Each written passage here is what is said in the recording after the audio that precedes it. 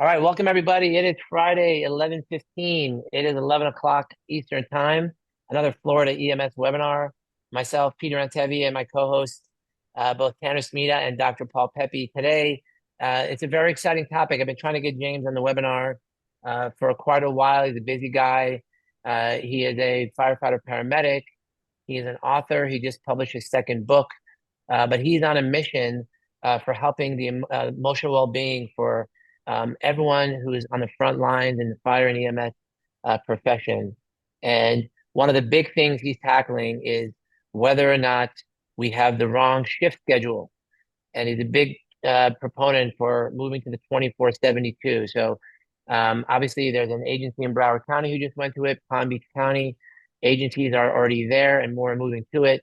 So without any further ado, James Geering, take it away, my friend. Thank you for joining us. Yeah, thank you. Yeah, I'm not too good at presenting, so I kind of brought some notes from one episode that I did at Behind the Shield, which I did answer, like do a Q&A because I was getting the same questions over and over again. And the beautiful thing about this conversation is there is genuinely an answer for every question. So I think we'll start at the beginning. Like, why are we even having this conversation? As I've said to a lot of people, if the way that we were doing things up to this point worked, there would be no Behind the Shield podcast. There would be no discussion on the 24/72 because people would be thriving on a 56-hour sleepless work week.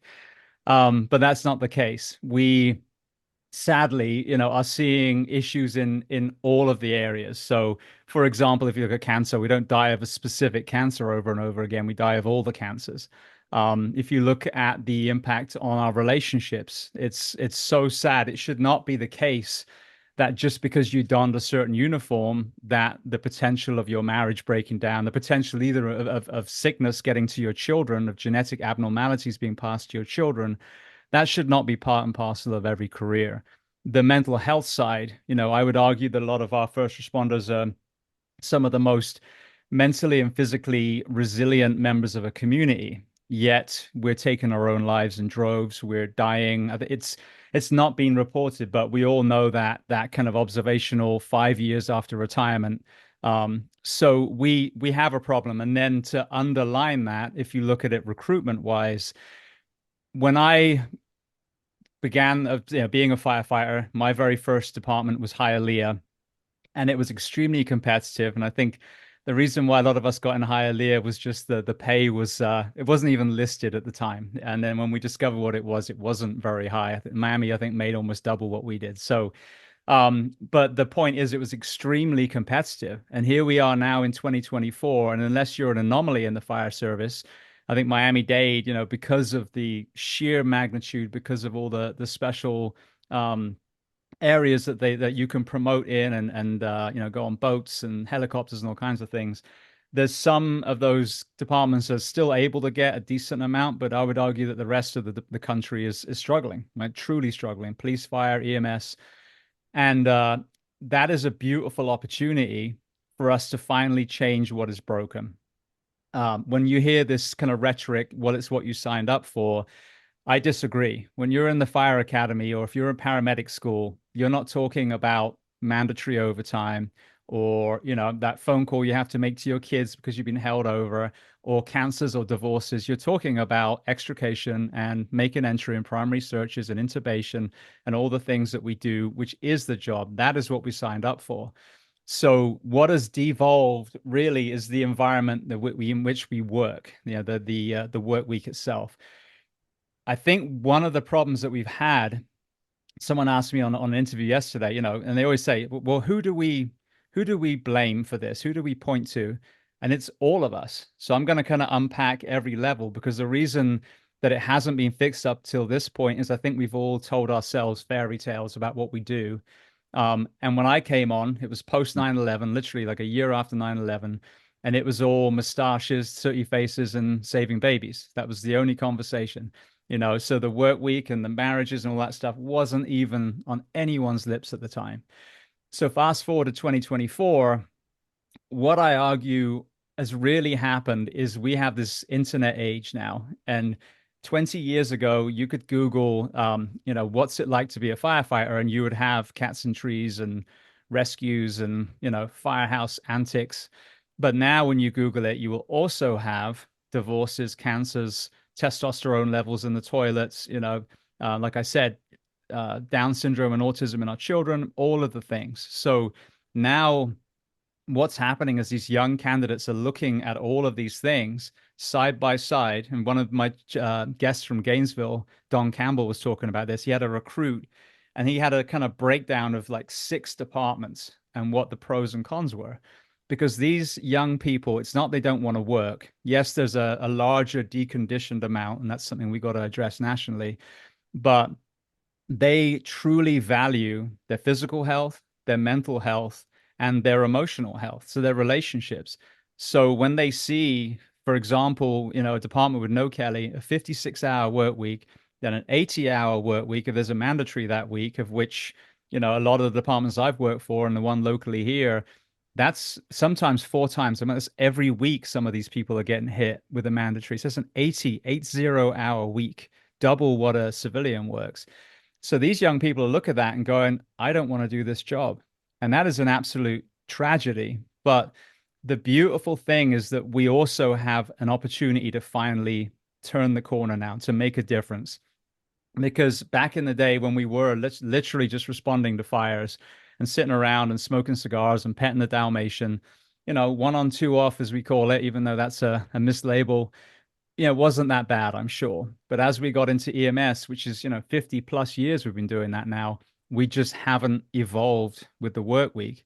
And before I dive in, just to kind of put the other side of the coin, you hear the rhetoric in the fire service, oh, it's like a business. And I personally disagree. I think it's a service. You can't look at it like a business. But if you look at the corporate world, the progressive corporate world, they are actually pushing towards a 4-day work week now. Iceland just had a study that came out that was a big success over there. The UK have done it a load. So if you look at Google, you look at Virgin, you look at some of these progressive and extremely successful businesses, they're investing in their people, gyms in their headquarters, restaurants that are free that serve healthy food. They understand that a healthy workforce then results in a healthy customer. So we have fallen behind even on the corporate world because the gap between what we work and what they potentially will be working has just got even bigger now. So this is a beautiful opportunity to finally change it. Um, I'm going to kind of head down my little list that I used the James, other day. James, yeah, but I would love for you to do that. Before you do that, just because I want people to know more about your experience in this, I know that you've done over 1,000. You probably like what 1,500 podcast episodes and Behind the Shield, all specifically related to this concept. So can you just give people a little bit of a bird's eye view of you know why you know so much about this topic, and then maybe also why you are invested so much in this topic. If you can start with that, that'd be great. Yeah, sorry, absolutely. I didn't know where we were going to go. All That's right. all So, good. yeah, so it's been just put out 1,005 episodes now. So yeah, Wow. a lot of people. And the origin story of the podcast, I'll give you that. I ended up having a very gypsy career following my son's mother around the States as she pursued entertainment. And so it gave me a very unique perspective on the fire service as a whole. We're very, very siloed. So if we stay in one department, we really don't know kind of what's beyond the walls. You might go to some conferences, but we really don't see it. And what I was seeing is the same thing in all these places. And what really spurred me was there was about 10 years ago, 10 years into my career, I just kept going to funerals over and over and over again. Now, me myself, I'm not an expert in anything, but I'm an exercise physiology graduate. Or major. I'm a coach. I'm an athlete. So I knew enough of the wellness world, what we should be seeing, and it wasn't in our parameters.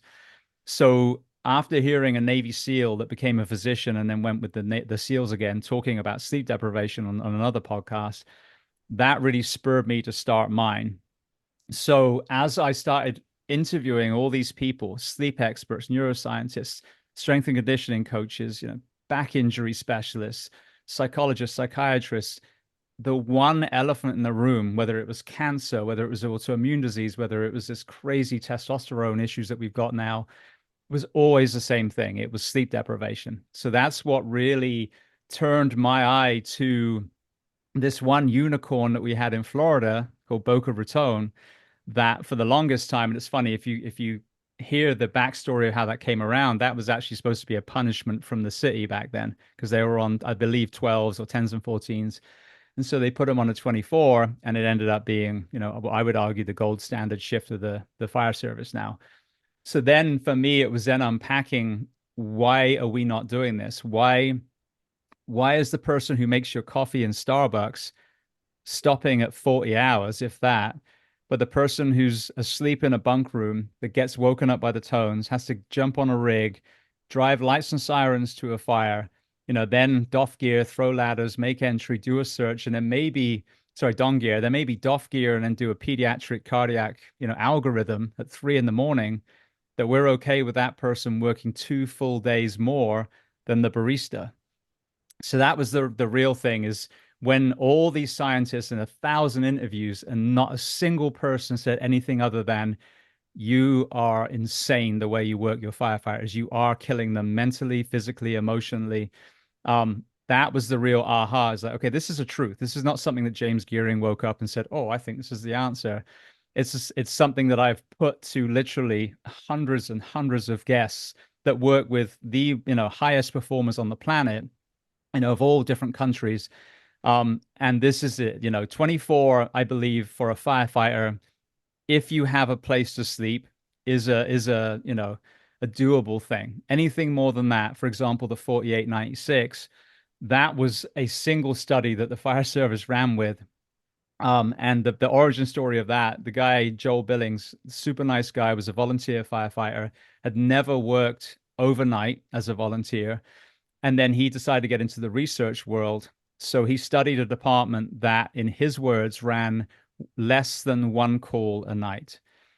That study was published. They said, oh, it's a healthier one. And then you had Seattle and whoever running with it who run a lot more than one call a night. So little knowledge is a dangerous thing. So this was the big thing. It's like trying to really almost think of it like a court case, layer all these experts until people finally go, I understand now. I see, why. It's not just someone's opinion. This is, a universal thing from astronauts to, Navy SEALs and everything in between. So that's Okay, kind of the having backstory. said that, and I see Dr. Kramer, he says, I know this is considered heresy, but why not go to 8 or 12 hour shifts? And someone on Twitter said the same thing. He said, find me one doctor who does 24. Now there are doctors who do that. That's not healthy, but what's your answer to that question? So the answer, I mean, that's a great question. But firstly, I would put to you, okay, let's pull some professions that work 12s: nurses, corrections officers, police officers, not known for their incredible health and fitness overall. So if, again, it was a great schedule, then absolutely, we would have no argument to say we need to do 12s. If you speak to the sleep experts like Professor Russell Foster, he was the one that discovered the chronoreceptor in the eye, and he was laughed at by his community, and I can relate to that. By the Mhm. ophthalmologists, they say there's just rods and there's cones. Well, now, as you hear, everyone says when you wake up, go look at the sun for 15 minutes, set your circadian rhythm. Russell was the one that discovered that, even though I don't hear him credited very much. But so over and over again, you talk to him. When you do 12s, you actually have now changed the circadian rhythm. You've told them this is day and this is night, vice versa. With a firefighter and a 24 that has the ability to lie down for part of the shift, albeit not good quality sleep, you're still, it's still that circadian rhythm. You haven't reset it. Day is still day and night is still night. So I think that's why Okay. it works for us. The other thing as well, with the firefighter, paramedic, or EMT being the Swiss Army knife of any profession, like we are responsible for more skills, I would argue, than any other profession on the planet. I don't think that you can truly prepare and train and run calls in 8 or 12 hours. I'm still getting through my to-do list, 10, 12 hours into my shift. If you're Yep. working out, if you're pulling hose, if you're doing all the things you should be doing. So I think that's the other argument against. So my whole thing is, and even with our 12 hours, if it's killing them, we need to give them more rest and recovery in between as well. If we're asking a police officer to sit in a cruiser for 8, 10 hours, should he be held to, 40 or she to 40 hours a week, or should they be working a little bit less so they can recover more?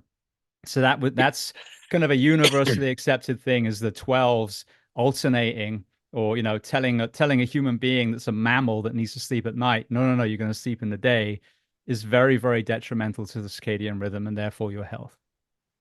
And you know what? I mean, all of us who are on this call have experienced that. If you're an ED doc, that's your whole life, right? I just had dinner yesterday with someone who said, I'm having dinner with you today. I'm working all day tomorrow at the fire department. I'll sleep for 3 hours and then go all night in the ED. And that's been our lives for 20 plus years. So go ahead and continue. We have 10 minutes left. And I was hoping, I know there's a lot of people on this call who have opinions and who want to have I want to have their opinions heard and maybe have you answer them. So um, are there some? And again, I know 30 minutes is not enough here, and we started a little late. But if you can just give us some high level points that you had kind of, I know you had some things that you wanted to give us, and then maybe we'll leave a few minutes at the end for people to bring in their opinion as well, Yeah, absolutely. I if mean, that the works. resources would take a lot longer to unpack. So this is actually good, kind of just setting the Okay. scene. Yeah. So the biggest thing because I'll give you the actual bullet points in 2 seconds. The biggest thing for the firefighter level to understand is you don't work one day on, 2 days off. A 24 is 3 civilian hours crammed together. So it's 3 days on, one day off, or 30 days a month. So debunking our myths, the chiefs that, haven't been in the station for a while, that go home at 40 hours, it's about reconnecting and seeing the absolute meat grinder that your people in. The city and county managers is understanding, and the chiefs, the immense waste of money. So I'll just, because this is the big thing. How do we get more people? Well, we get more people by changing the work environment. So the 24/72 and departments that have gone to it, their recruitment has gone through the roof and their retention has gone through the roof. So you've hit it from both sides. But the biggest thing, and this is department to department, if anyone out there is not fully staffed with people lining up outside the door, and the right people, because if you're choosing from the top 10% of a list, you're golden. If you're choosing the 90% of the list, you're bringing in some people that maybe you never would have hired when the recruitment was where it was. But if you look at overtime, I'll give you just an example because I have their numbers. Marion County, I was involved with a kind of think tank with them. They had almost 200,000 hours of overtime. This would be 2 years ago. So that's basically $6 million filling these holes. Then you look at the recruits. For every crew, I'm kind of rounding up, but for every recruit that you hire that then leaves 2, 3, 5 years later, that's $20,000 per human being out the door. So let's say you use 100, that's another 2 million. Now you think about workman's comp claims, you think about medical retirement, you think about lawsuits from these sleep deprived firefighters that are hitting vehicles, that are pushing the wrong med, that are being too rough with the patient, millions and millions. So I will provide a link to the Q&A episode that I Yeah. did, and it has all the Yeah. resources from the several people on departments that have already made the move that will explain all of this. But you fill the holes by attracting people, and the money is already there. And then obviously you're going to save your city and county money hand over fist. So that's the really big thing. I will provide a resource because it obviously needs to go a lot deeper than this, Yeah. but it's understanding the problem and understanding that I promise you there is an answer for every single one of the naysayer questions, because we're completely programmed to believe that we'll just do it anyway. So I'll leave it I- there. I'm I'm I'm fascinated by. So I wanted you to clarify the 3 days on, one off thing because I that didn't register for me. So if you can do the math again, but I also wanted to say if I had a dollar for every firefighter that was on testosterone, then I'd have a lot of money. Like it just seems like everybody's on testosterone. So if you can first do that math again on that, it's not 1 day on, 2 days off thing. Can you say that a little slower so I can digest Yeah. it? So I was trying to speed it out because of the time limit. So yes, if you think about a civilian workday, it's a 9 hour day with a 1 hour lunch. So an 8 hour Mm-hmm. workday. A 24-hour shift is 3 times 8. So it's 3 days crammed together. Oh, I You see, got you now. because we're not on a Okay. military base. We're not on an airfield that starts at 9 and closes at 5, and then we're just off. We are 24 hours on. Sometimes we're working through the night over and over again. Now, what that Okay. does to kind of bridge to the testosterone thing, when you don't sleep, there is a massive endocrine disruption. So everything from your pancreas, so that's why you see a lot of diabetics in the fire service, because if you don't sleep, it affects you and you become pre-diabetic. But also the testosterone. The mental health side, it's when your brain processes memories from a training point of view. It's when your brain processes what you've learned, which is why a lot of us tired firefighters can't get those knots the next day again, or the drug calcs. But if you look at what happened back in the day with the testosterone, a firefighter would go to a doctor and they'd have a T of 256. And they'd be like, well, you're fine. You're within the range. Well, this is a 28-year-old, extremely fit firefighter that should be probably in the 800s at least. So before we did nothing. And then there was this massive swing where these men's clinics started opening up. Now that same firefighter goes, oh my God, you're so low. We need to get you exogenous testosterone. Not telling them Mm-hmm. about infertility and hair loss and Mm-hmm. the Mm-hmm. term they use for lady breasts on a man. And then the fact that your testes will literally atrophy and you will have to take that the rest of your life. And I've got friends that took it and now they're stuck on it and they're a ghost of their former selves. So by Mm. putting an extra hour or extra day of rest and recovery, we'd see a massive increase in natural testosterone again. And then there's also things called peptides, which can help your own body make a little bit more if you need a boost, because you're still going to be working 24 hours. So yeah, that's a Got it. massive thing. And it's not cheap, and it's costing these firefighters their Yeah. health and a huge amount of money. Yeah, but it's also we're self-insured. A lot of the cities are. So let me bring in Dr. Pepe, and then I'm gonna bring in Tanner. Paul, you've been around a lot of departments. You've been around a long time. What's your take on this topic?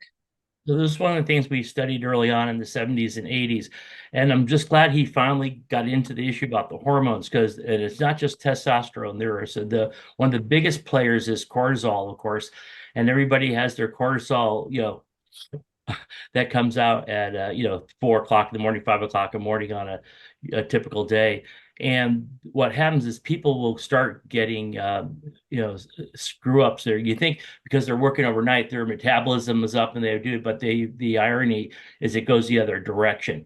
Is that you end up being stressed more, and so then you'll see people getting more of a almost like a cushion, kind of appearance and all that, and that contributes to the diabetic, or the other things, all the other coronary things. But that's so that's part of it as well. So I think looking at and it's not just cortisol, it's not just testosterone. There are various other chemicals that or hormones that get involved, and it does affect your health. There is something about sleep that's really important, that paradoxically that makes you healthier. So Yeah, I don't know if that makes yeah, any sense. awesome. No, no, Yeah. that does. Thank you so much for that comment. Let me bring in Tanner Smita. Go ahead and make a comment. I know you had some work with some folks in Pittsburgh, so go ahead and make a comment, Tanner. Oh, Sorry, muted. you're So, good. so I just wanted to highlight the work of Dr. Dan Patterson, who's at the University of Pittsburgh now. He's a paramedic. He has a PhD. I think he's currently the deputy editor at pre-hospital emergency care. And he's done a ton of work on the relationship between shift duration and fatigue and measures of cardiovascular health in EMS providers, as well as kind of provider safety, looking at things like injuries, errors. And in addition, him and a team of others have published a series of systematic reviews that have been compiled in pre-hospital emergency care as an evidence-based guideline. It was one of the first evidence-based guidelines published in that journal. So I just wanted to put a couple links to those in the chat. He talks about things like, allowing paramedics and firefighters to sleep on shift, the availability of caffeine during a workday is kind of an adjunct to fight fatigue and fight against some of these, negative consequences. But yeah, James, thank you very much for the So, present. and Tanner, you actually bring up a great point, and I would love to hear James's comment on the caffeine, the Celsius, and we had a firefighter. I won't name the department, but he went into cardiac arrest because of all these caffeinated drinks. Is that how did that all play into this sleep deprivation? We're fueling up with this external chemicals, etc. Yeah, it's literally, it's the vicious circle by that point. I was the coffee monster in the firehouse. I'd have it day and night. I never had the energy drinks, but when we listen to Andrew Huberman, they're like, don't have any caffeine after 11 o'clock. Well, that's all well and good because you go to your bed every night. Your police officer, your firefighter, your doctor, your nurse, they know they've got to get through the night. So I have seen, an absolute. I mean, I hardly ever see a firefighter without one of those things in their hand these days. And not only are you stopping the sleep, but if you think about the down regulation of the nervous system, by adding all those compounds into your body, you're upregulating, you're adding stress to stress. So that's a really important point. The other thing I didn't touch on as well, the sleep deprivation we see, as the doctor was talking about, the weight gain. So that hormonal disruption literally causes weight gain, which is why you have these fit first responders at 10 years later are asking for larger uniforms. It's partly ownership, but it's the environment as well. But the biggest thing that people don't talk about as well is the cancers. If you look at the World Health Organization, they list shift work as a probable carcinogen. And that's shift work. That's not 24 hours, 48 hours with mandatory 3 or 4 times a week. So I would argue that our population is even worse when you look at, an average shift worker. So when we're not talking about that in the carcinogen side, we should be, because, it's heart disease, it's strokes, it's cancers, it's suicide. All of those are related to sleep deprivation as well. Yeah. I want to bring in Dr. Terry Cohen. You mentioned Boca Raton. He has been the medical director for Boca Raton Fire for a long time. Terry, would you mind unmuting yourself and maybe show us on yourself on camera if you're there? Yeah. What is your take on what James is saying, as someone who's been at a department who's been doing that for so long? Yeah. When I actually started with the department back in the early 80s, and even back then we were on 24/72. And, one of the things that always was grossly obvious is that our medics were happier than most. Back in those days, it wasn't so much all day, all night. It was a sleepier town back then, but their job satisfaction was high. And actually, most of them had a second career because they were able to get sleep at night. Nowadays, if you're at one of the busy stations, you're going to go 24. But, our retention is very high. And if I just reflect back, on my own experience as a physician, when I trained back in the 70s, it was sort of like a badge of honor how many hours you could work nonstop. And I think about just how incredibly tired I was all the time, how I probably made so many bad judgments because of that. And, finally, the Libby Zion case caused us to look at that and say, this is lunacy. We're making life and death decisions, and we're driving ourselves into the ground. You look at who don't sleep for days on end, and they function at very low levels. I'm glad to see everybody's catching up with Boca and making the switch. I think it's going to be a tremendous boon in all the ways that were discussed in terms of saving money. Awesome. Oh, Terry, thank you for your input. I want to bring in, I'm sorry, I'm just calling on people here because I want to get their take.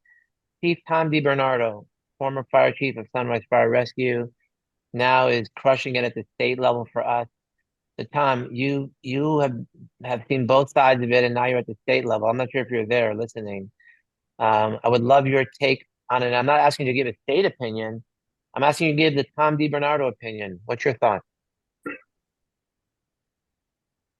Well, it was a fascinating conversation today. I thank you for that.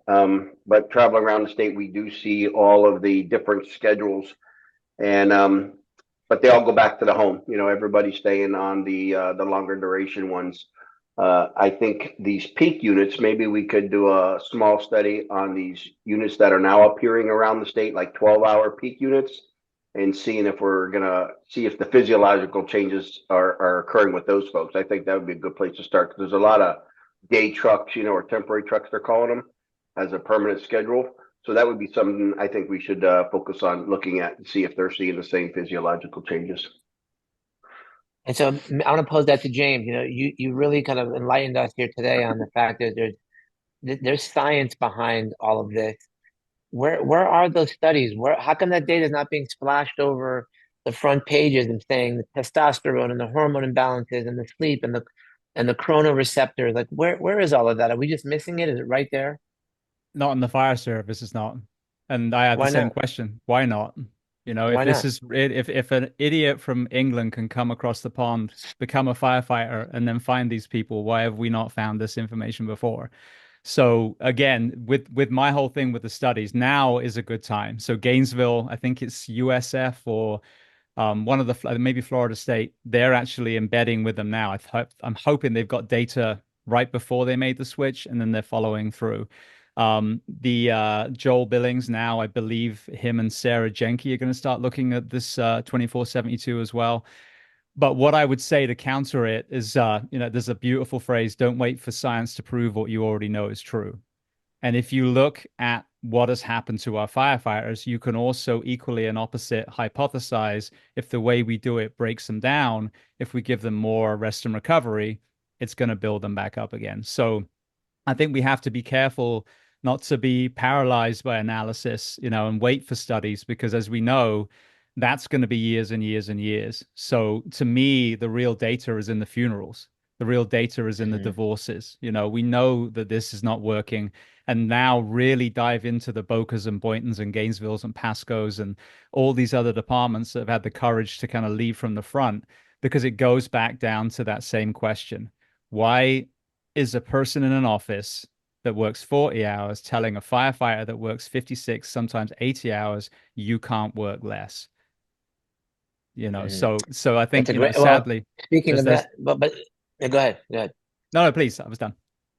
No, so I was going to say, because I wanted to jump on to that comment, which is, and Larry McCarter says, he says maybe it's isolated to Pennsylvania, but he's seeing what we see here, that they all have 2 or 3 jobs, right? I mean, I got a roofer, I get you a tree cutter, I got you whatever you want is in the fire department, and they're amazing. What do you say about that? That you're going to give another day, and they're still going to be working their tails off because we got to bring in the income. So what is the balance there? And you cannot mandate that they don't work on their days off, right? What's your thoughts on that? Yeah, well, firstly, that's exactly the point. That's their days off. That's not, but there's a double conversation. There's the sleep hygiene, understanding your responsibility on your days off conversation. But if you look at what most of our people do, just as you said, tree trimmers don't work at 2 in the morning.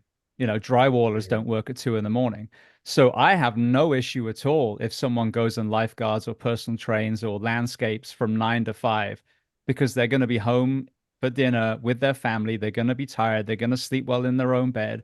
What we don't want, and this is what's happening by force at the moment, is telling a firefighter you got to be sleepless another night.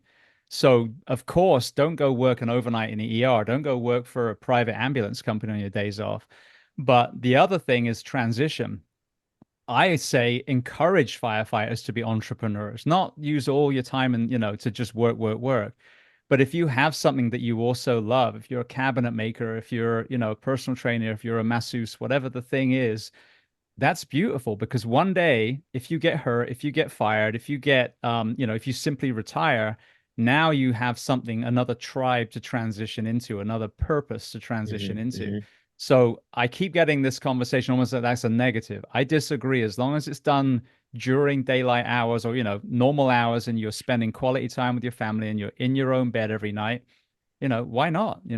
Fill those days with something that you love to do. So just understand the rest and recovery piece when you're at home as well. So, if we can really at the front door educate on sleep hygiene, blue blocking glasses and no devices before bed and the cool room and all these things that we know that work, and the value of sleep, which I think these young people are already starting to get, then that frees up those extra days to do the entrepreneur thing. And then also that way you're not doing your real estate when you're at the station trying to finish a phone call before a call, so there's that too. Yeah. So I have a comment, and then I'm going to ask you to make a prediction, and that's how we'll finish it. Okay. So my comment is, I just read fantastic book. Malcolm Gladwell came out with the second version of The Tipping Point. What makes people change from what they do today? And this book is called The Revenge of the Tipping Point, which I recommend everyone on this call read. Great book. And I would get the audio version of the book. He says basically that when change happens, it's regional, right? So Boca Raton has been doing 24/72s for a long time, but they were like the single thing.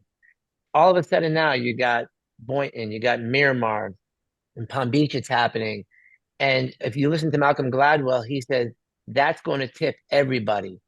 So I wonder, do you agree with that? Is that change regional? And what is your prediction for the 24/72? How fast do you think it's going to make its way through, let's say, a state like Florida? I think it's going to go like wildfire because the beautiful thing about this now, and just as a side note, I heard someone on a video once recently, and they said it's not the leader that makes the biggest change, it's the first follower. And I love that. If someone leads and no one else Yeah. follows them, then you're just standing there on an island on yourself. But this is what happened. Obviously, Boca was there for a long time, but because of how long ago it was, there wasn't this, we need to make this change because it's healthier and all that stuff. It was what they always did, which another undiscussed element is a lot of the Northeast works 24/72. We all copy their hose lays and ladder throws, but we don't talk about their shifts.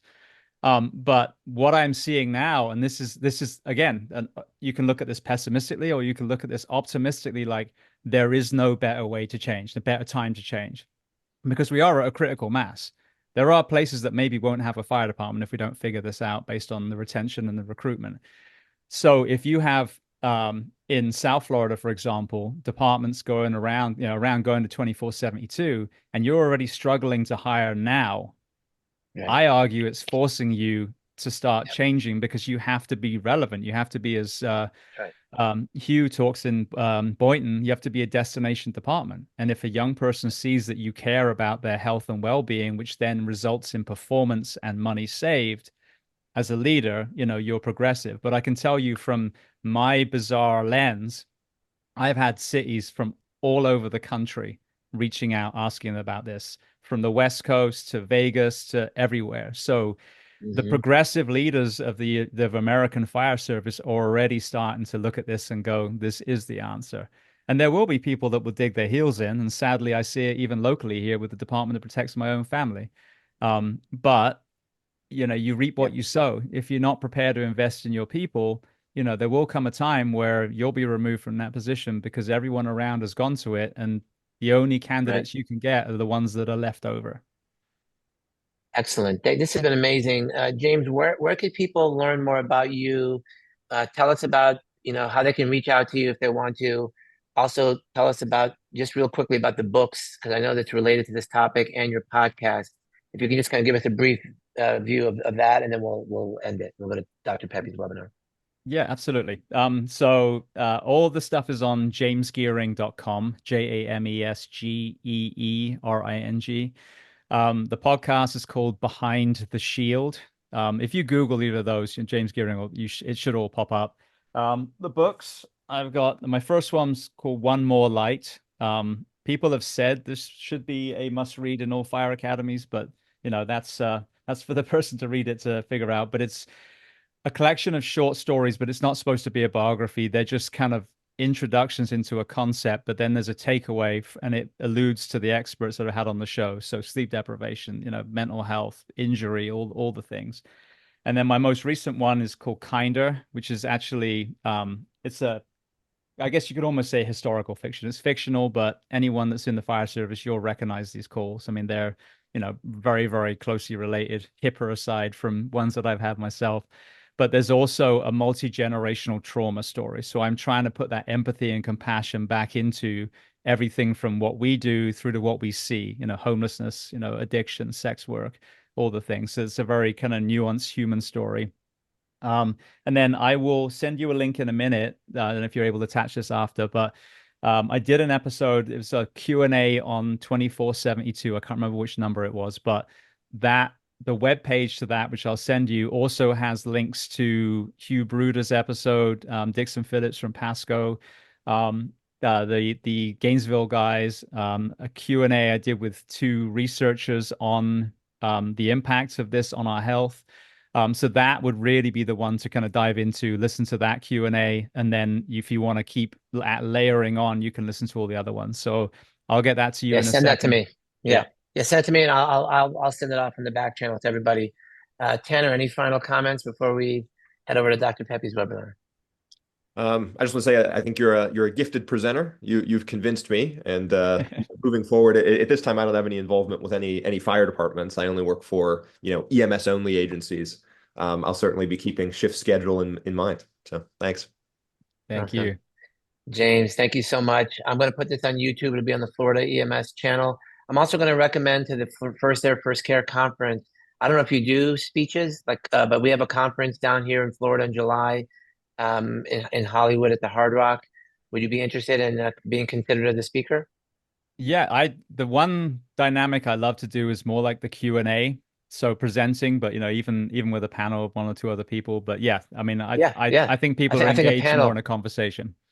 Yeah, I think a panel pros cons because I think people want to hear both sides of the equation, and that people are making decisions based on finances and budgets, etc. But I think your argument is very, very strong. So let me see. I think someone else is putting a comment.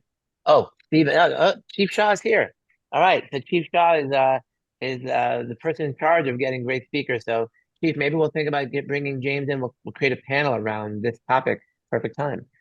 All right, everybody. James, thank you so much, my friend. Great to see you again. And thanks for everything you're doing to protect our folks on the front lines. God bless you and your family. And we're going to move over to Dr. Pepe's webinar now. So the link is in the chat. If you're interested in going over to Dr. Pepe's webinar, James, thank you, my friend. You're the best. Thank you. Thanks for all you're doing. Thank Have a you. good one. You too. Thank you, guys. And thanks, everyone, for joining. Sorry that I went over a little bit, but I couldn't. This is too important to stop at the bottom of the hour. So. Tanner, great job. Thank you so much.